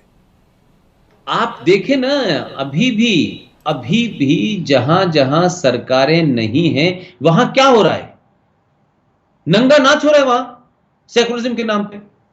अगर मैं इसका जो सलूशन सोचता हूं ताहिर भाई, कि ये जो डिस्पेंसेशन है, जिस सोच का डिस्पेंसेशन है, ये अगर इस मुल्क में 20 साल रह गया, 20 साल रह गया, वो मोदी की शक्ल में हो, वो अमित शाह की शक्ल में हो, लेकिन एक ऐसा डिस्पेंसेशन जो गलत को गलत कहने से डरे ना, अगर ये 20 साल रह गया, तो मुसलमानों को एहसास हो जाएगा कि सूरज अब पूरब से निकल रहा है और जमीन गोल है। ये जमीन चपटी है और पूरब वहां से नहीं निकल रहा है, ये गलतफहमी से बाहर आएंगे। क्योंकि कंटिन्यूअस अगर 20 साल तक एक नैरेटिव क्रिएट हुआ और सोसाइटी के अंदर जहन बना, तब एक ठहराव आएगा उस हिंदू के अंदर भी कि now this is our country, now this is our constitution, now हमारा सेफगार्ड कर रहा है, हमारे मरने पे भी हमारे साथ वही सलूक होता है जो दूसरों के साथ होता है। ये जो उसका विश्वास अगर वापस लौटेगा, और इनको ये लगने लगेगा कि अब हमारे साथ कोई झूठ की दुकान चलाने वाले, चाहे वो जिन्ना साहब की शक्ल में आए हों, फिर उसके बाद में चाहे अकबरुद्दीन हो, चाहे अजमल साहब हो, चाहे आजम खां हो, ये जो दुकानें खुली हुई हैं, ये अबू आजमी टाइप के लोगों की, ये दुकानें अब हमें दोबारा से हमें वहां नहीं ले जा सकती जहां हम जाने के लिए लेके आए थे। और हमें अब हिंदुस्तान के आईन के हिसाब से, आईपीसी के हिसाब से रहना होगा। अगर नमाज पढ़नी है तो मस्जिद में पढ़ें, और मस्जिद जो है वो इस्लाम का हिस्सा नहीं है, तो मस्जिद के नाम पर देश में जगह न घेरी जाए, सड़कों पर नमाज न पढ़ी जाए। और अल्लाह मियाँ और मोहम्मद साहब के जमाने से कभी माइक नहीं था, और माइक पे अजान देना आपका कॉन्स्टिट्यूशनल राइट नहीं है। अगर भारत में यह नियम बना हुआ है कि रात के 10 बजे से सुबह 10 बजे तक कोई माइक नहीं बजेगा, तो उसमें हिंदू भी है, उसमें सिख भी है, उसमें पारसी भी है, उसमें शादी भी है, उसमें ब्याह भी है। तो फिर आप सुबह 4 बजे एक मोहल्ले में 5 मस्जिद लाउड स्पीकर लगा के आप अजान देंगे, और कोई ऑब्जेक्शन उठाएगा तो आप कहेंगे साहब ये मुसलमानों की धार्मिक मजहबी भावनाओं का मामला है, तो आप हत्याएं भी करेंगे, मारेंगे भी, और कोर्ट भी इस बात से डरेगी, तो फैसला नहीं होगा। तो अब यूपी के अंदर फैसला आ गया, सुप्रीम कोर्ट ने कह दिया कि भाई कुरान शरीफ में अजान और नमाज इस्लाम का हिस्सा है, लेकिन लाउड स्पीकर नहीं है, तो वहां कुछ नहीं बोल पाए लोग। तो अब वो फैसला लागू हो गया। अब ये फैसला लागू हो गया तो अब ये चलाएंगे कि देखिए साहब वहां तो हिंदू हुकूमत है।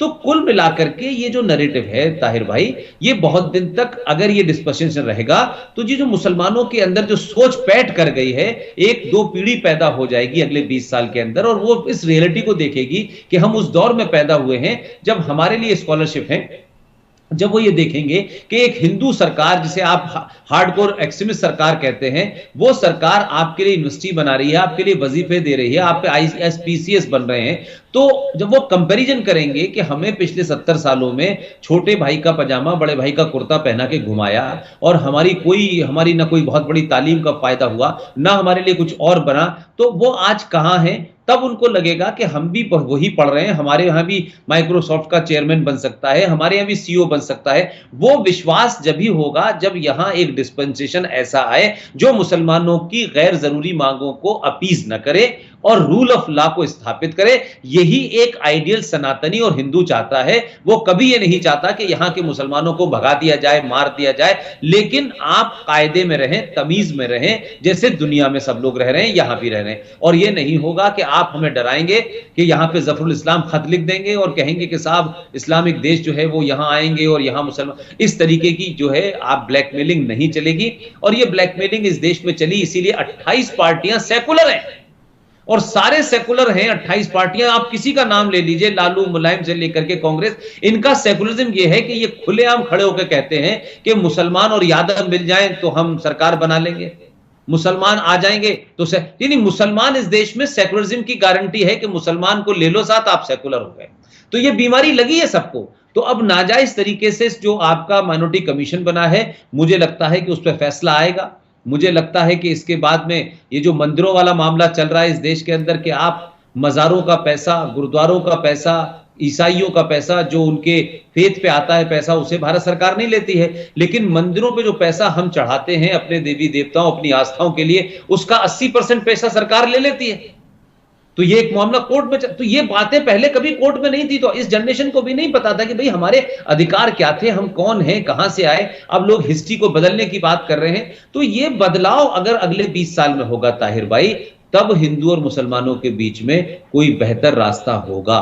अभी ये उस दौर से निकल रहा है मुल्क जिसमें लोग पिछले कई सौ सालों और हजार सालों के गुस्से में हैं, और इस बात से गुस्सा है कि हमें बेवकूफ बनाया गया, हमें धोखे में रखा गया, हमारा इतिहास कुछ और है, हमें कुछ बताया गया। जैसे आप पाकिस्तान में इस बात से परेशान हैं कि वहां की किताबों में आपको पढ़ाया जाता है कि साहब वहां हिंदू कैसा होता है, ब्राह्मण चोर होता है, लालची होता है। यहां दिल्ली के अंदर आप देखिए, दिल्ली यूनिवर्सिटी के अंदर बीए पास 1 के कोर्स में, सरकारों को छोड़ दीजिए, ये तो डिस्पेंसेशन आ जाया है, 10-15 साल से ये पढ़ाया जा रहा था कि भगवान राम की पत्नी सीता जो है वो रावण की छींक से पैदा हुई, और जो उनके भाई थे लक्ष्मण, उनके सीता जी से नाजायज संबंध, ये दिल्ली यूनिवर्सिटी के कोर्स में पढ़ाया जा रहा था।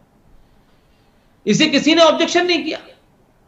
इसलिए मैंने कहा कि एक तरफा जो इस देश में चीजें चल रही थी वो रुकी हैं, इसलिए लोग इंटॉलरेंस का नाम ले रहे हैं, इस देश में हालात खराब हो रहे हैं। शशि थरूर जैसे लोग मौजूद हैं जो कोर्ट में भी जाके भड़का रहे हैं, कोर्ट के बाहर भी भड़का रहे हैं। तो इन लोगों को लगता है कि इनकी दुकानें तो इन्हीं के बल पे चल रही थी। तो अगर सत्ता चली गई है तो मुसलमान को जितना भड़काएंगे और मुसलमान जितना इस देश में हुड़दंग और दंगा करेगा, उससे ये सरकार भी थोड़ा सा बैकफुट पे आएगी और बाहर दुनिया भर में बदनामी होगी। तो ये, लेकिन नरेंद्र मोदी के साथ में यह है कि वो शायद मेरा ख्याल है 15 साल अपनी ट्रेनिंग ठीक ठाक करके आए हैं, लिहाजा इतनी आसानी से डरते नहीं है, इतनी जल्दी अपोलोजिस्टिक नहीं होते, थोड़ा वक्त लगाते हैं। तो उस वजह से एक ऐसा सामना हुआ है 70 सालों के बाद कि मुझे लगता है कि ये अभी थोड़ा सा जल्दबाजी होगा कहना, लेकिन मैं सिर्फ अभी इस नतीजे पे पहुंचा हूं कि ये जो हम अवेयरनेस क्रिएट कर रहे हैं ये मुसलमानों के खिलाफ नहीं है। आज हमको भी लोग थ्रेट देते हैं, हमको भी गालियां देते हैं, हमको भी कत्ल करने पे नाम रख देते हैं। तो भाई कहते हैं तुम पढ़ने नहीं चाहते, तुम सच बात नहीं बोलना चाहते, कुरान में लिखा है वो भी नहीं बोलना चाहते, तुम कुरान को अपने हिसाब से इंटरप्रेट करना चाहते हो। तो भाई कुरान शरीफ तो कोई भी पढ़ सकता है, उस पर यह थोड़ी अल्लाह ने कहा था कि ये सिर्फ इसको रहमत भाई और अरफान भाई पढ़ेंगे। तो किताब है, उसे तो कोई पढ़ सकता है। अगर कोई उसकी शान में गुस्ताखी करे तो समझ में आता है, तो शान में गुस्ताखी न करते हुए भी उसको किताब की तरह तो पढ़ा जा सकता है, उस पर डिबेट तो हो सकता है। लेकिन आप कहते हैं इस पर डिबेट नहीं होगी। और आपके यहां तो यह हालत है कि एक गली में मुसलमान कुरान को लेके कुछ कहता है, दूसरी गली में कुछ कहता है, तीसरी गली में कुछ कहता है। तो भाई आप तय कर लें कि कौन सा कुरान चलना है आपका, अल अज़हर यूनिवर्सिटी का चलना है, सऊदिया का चलना है, ईरान का चलना है। तो ये तमाम सारी चीजें पहले नहीं थी। आज हिंदू खासतौर से जो नॉन मुस्लिम हैं वो इन इश्यूज को उठा रहे हैं, पूरी ताकत के साथ उठा रहे हैं, तथ्यों के साथ उठा रहे हैं। लिहाजा मुझे लगता है कि जो हमारी और आप जैसे लोगों की ख्वाहिश है कि एक खूबसूरत दुनिया बने, उस खूबसूरत दुनिया में हर आदमी अपनी बात कह सके, अब अपने हिसाब से कपड़े पहन सके, अपने हिसाब से पढ़ सके, रह सके, किसी फेथ को फॉलो कर सके। लेकिन हमने बहुत सोच समझ के ये दुनिया बिगाड़ी है और दानिश्वर लोगों ने बिगाड़ी है। इसको सही करने में हमें वक्त इसलिए लगेगा कि ऐसा नहीं है कि कोई गलत फहमी में ऐसा हो गया हो, मुल्क गलत फहमी में बट गया हो, 1946 में कुछ हो गया हो, मौलाना आज़ाद ने किताबें गलत लिख दी हो, प्रोफेसर नूरुल हसन ने गलत लोगों को चुन लिया। बहुत सोच समझ के इस गुत्थी को दानिश्वर ने उलझाया है। इतनी आसानी से ये नहीं सुलझने वाली। और जब गुत्थी बहुत उलझ जाती है तो कभी कभी उस गुत्थी को उठा के नए सिरे से सिलसिला शुरू करना चाहिए। मैं समझता हूं कि वर्तमान में, मौजूदा में आज भारत एक पूरे इंटेलेक्चुअल चेंज से, एक पॉलिटिकल चेंज से, एक सोशल चेंज से बाहर निकल रहा है। और उसके अंदर के पिछले कई सौ सालों का जो जेन्युइन गुस्सा है, जो रीजनेबल गुस्सा है, उस गुस्से को एड्रेस करने के लिए वो सरकारों पे दबाव डाल रहा है और बराबरी की बात कर रहा है। और लगातार वो यही कह रहा है कि कानून सबके लिए बराबर होना चाहिए, संविधान सबके लिए बराबर होना चाहिए, सुप्रीम कोर्ट सबके लिए बराबर होनी चाहिए। क्योंकि उसको 70 साल में लगा कि सुप्रीम कोर्ट भी इनसे डरती है, संसद भी इनसे डरती है, पॉलिटिकल पार्टीज भी इनसे डरती हैं और पुलिस भी इनसे डरती है। लिहाजा अब कोई नहीं डरना चाहिए। ये एक बड़ी बहस है और हिंदुओं के बीच में है, सनातनियों के बीच में है। लिहाजा इस मंथन से जरूर कुछ अमृत निकलेगा और हम और आप, अल्लाह ने चाहा तो अपने सामने इस मंथन को भी देखेंगे। मैं आखिर में दो बातें आपके साथ ज़रूर डिस्कस करना चाहता हूँ। पहली बात तो ये कि बीजेपी की सरकार है 6 बरसों से और मेजॉरिटी में है, 2 सरकारें अब तक उनकी बनी हैं, दूसरी सरकार चल रही है। और ये बात पूरी दुनिया में रोशन है कि बीजेपी और आरएसएस का जो अलायंस है वो है और उसको वेस्ट में बहुत ज़्यादा डेमोनाइज भी किया जाता है। आरएसएस बुनियादी तौर पर एक बहुत बड़ी ऑर्गेनाइजेशन है जो जुड़ी हुई है सेवा के साथ, इंटेलेक्चुअल डिस्कोर्स के साथ और अपने जो एक पॉलिटिकल उनका एक नैरेटिव है उसके साथ, भारत की हिंदू सिविलाइजेशन के साथ। मैं बहुत कदर करता हूँ आरएसएस की। लेकिन पूरी दुनिया में, यहाँ हम कनाडा में, अमेरिका में बैठ के देखते हैं कि बीजेपी आरएसएस के इस अलायंस को बहुत नेगेटिवली मीडिया में पोर्ट्रेट किया जाता है। आरएसएस हत्ता कि भारत में भी इस मामले को इम्पॉर्टेंट नहीं समझती कि उस नैरेटिव को किसी तरीके से नेगेट किया जाए, क्योंकि उनकी इतनी बड़ी पावर है, वो समझते हैं कि हमें इसकी ज़रूरत नहीं है। तो क्या आप समझते हैं कि इसकी ज़रूरत आरएसएस को नहीं है? देखिए, आरएसएस के बारे में कुछ चीज़ें वाज़े हैं कि आरएसएस को, जैसे कहते हैं ना कि कभी कभी आप अपने झूठ को छुपाने के लिए आप एक दुश्मन को पाल के रखते हैं, और अगर आप दुश्मन को खड़ा नहीं करेंगे, उसे दुश्मन नहीं बनाएंगे, तो आपकी बात। If you like our video, please like and subscribe our channel.